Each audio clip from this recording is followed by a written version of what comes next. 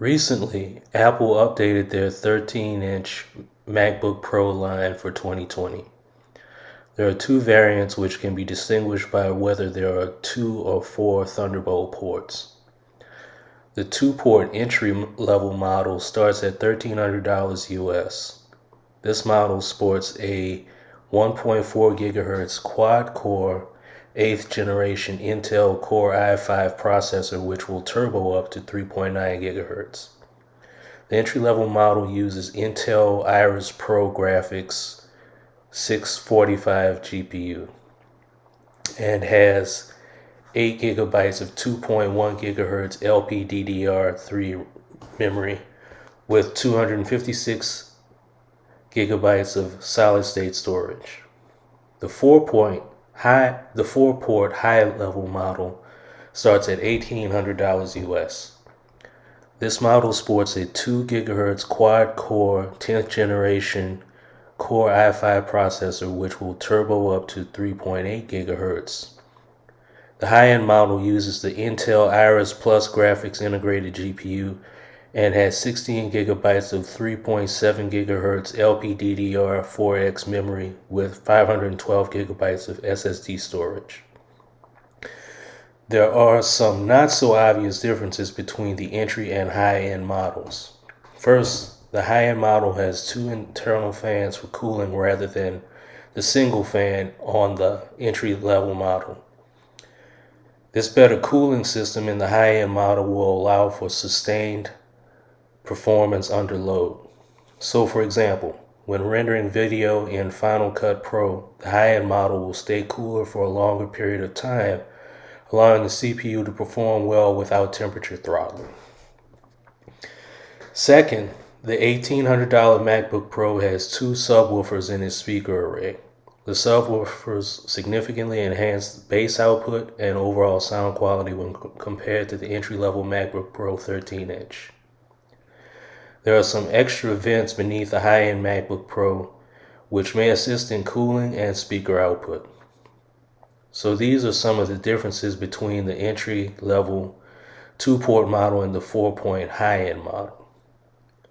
Now let's talk about some similarities between the entry-level and high-end MacBooks Pro.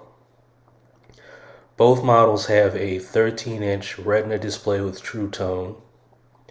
Both models also have a Magic Keyboard with 1mm of key travel and a touch bar with Touch ID.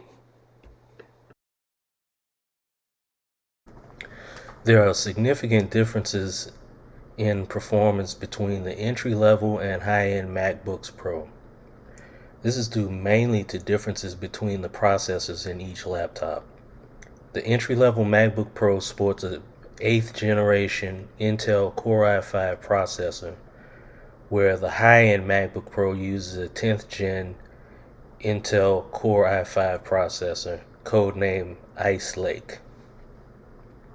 This processor is, according to Apple, sporting an 80% faster graphics processor unit or GPU integrated on die with the chip.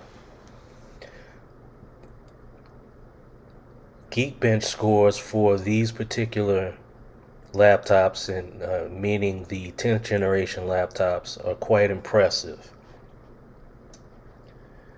The 10th generation laptops have single core scores that are 30% greater than the single core scores of the 8th gen laptops. Their multi-core scores are approximately 15% greater than the entry-level MacBook Pros. Interestingly enough, the multi-core scores for the Intel Ice Lake processor in the high-end MacBook Pro is on par with a MacBook Pro from 2018 that is a 15-inch full power laptop. So overall, if I had to give my impressions on this laptop, I would say that the high-end model should be the choice for most people, as it will allow for higher end graphics processing and just generally better performance than the entry level MacBook Pro. However, you can't go wrong with the entry level MacBook Pro either.